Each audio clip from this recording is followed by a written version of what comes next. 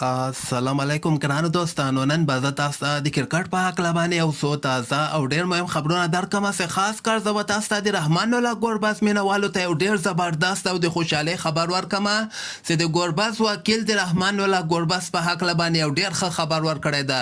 دغه نه علاوه به زه تاسو ته وایم چې افغانستان کرکټ بورډ یو ځل بیا نوین الحق ته غوسه شوی ده او دغه راتلونکو لوبو کې به نوین الحق د افغانستان لپاره لوبه نشي ترسره کولی.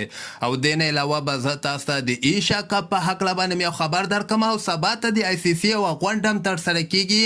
هغه به هم زه تاسو ته وایم او په شپږیزه کې هم نن دوه ډېرې زبردسته لوبې ترسره شوولې. ویډیو تر اخره پورې وګورئ، په هر څه به تاسو پوه شئ.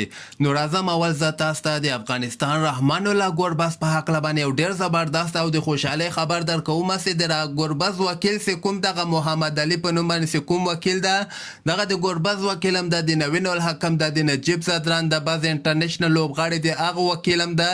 د بیا د ګوربز په هکله باندې داسې ویلي دي چې د بیګ بیش یو ټیم مالک سره د ما خبرې روانې دي او زه به تاسو ته که خیر یو څو ورځو کې د ګوربز په هکله باندې ډېر د خوشحالۍ خبر درکړم. د خو واضحه دغه خبره نه ده کړې، خو دی وایي چې د ډېر د خوشحالۍ خبر مې وایي ترلاسه کړی ده او که خیر زه به دوه درې ورځو کې تاسو ته د ګوربز په هکله باندې ډېر ښه زیری درکړم. نو د ده خبرې روانې شوي د بیګ بیش لیګ کې دغه لوبغاړي هم که خیر کیټګریانې ورته مشخص کړي دي، یعنې مختلف کیټګریانو کې دغه لوبغاړي ما اچولي دي. دغه کیټګریانو قیمتونه هم تاسو وګورئ چې اولنۍ کیټګرۍ ته 340,000 امریکایي ډالر ورکول کیږي. دغه نورې کیټګریانو تاسو وګورئ، دویم کیټګري ته 1,60,000 امریکایي ډالر ورکول کیږي، دریم کیټګري ته 1,15,000 امریکایي ډالر ورکول کیږي او څلورمې کیټګري ته بیا 1,00,000 امریکایي ډالر ورکول کیږي. نو ډیره زیاته پیسه په دغه بیګ بیش لیګ کې دغه کال ته قیمتونه هم جګ کړي دي. نو ګورو دغه د ګوربز وکیل چې کوم ده که خیر یو څو ورځو کې به موږ ته ډېر د خوشحالۍ خبر راکړي چې کله دی کومې موافقې ته ورسیږي. او بل به زه تاسو ته وایم چې د افغانستان کرکټ بورډ نوین الحق ته ډېر سخت په غوسه شوی ده. د افغانستان راتلونکې لوبې کومې آیلینډ سره ترسره کیږي، د افغانستان کرکټ بورډ د دې په هکله باندې بیا داسې ویلي دي چې نوین الحق لپاره د افغانستان ملي ټیم کې اوس ځای نشته ده، ځکه نوین الحق ته موږ ویلې چې شپږیزې لپاره راسه او دلته په شپږیزه کې ولوبېږه او د دې موږ خبره ونه منله او د افغانستان په داخل کې دی لوبه نه ترسره کړي، وایي دی بېکاره ده. خو بیا هم افغانستان ته رانغی او شپږیزې کې لوبې کولو نه انکار کړی ده. نو موږ به هم دی د ایشیا کپ سکواډ کې او T20 ورلډ کپ سکواډ کې یعنې نوین الحق موږ نه اخلو. نو ګوره که چېرته دوی نوین الحق سره همدغسې جوړ را نسي نو نوین الحق به مشکله یې که د افغانستان لپاره راتلونکي کې لوبه ترسره کړي.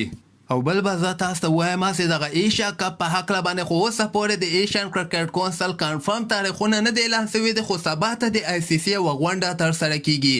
په دغه غونډه کې به که خیر چې دغه غونډه کله ختمه سي هغې نه وروسته به د ایشیا کپ اعلان هم وسي، یعنې کنفرم شکیجول به دغه ایشین کرکټ کونسل له طرف نه اعلان سي.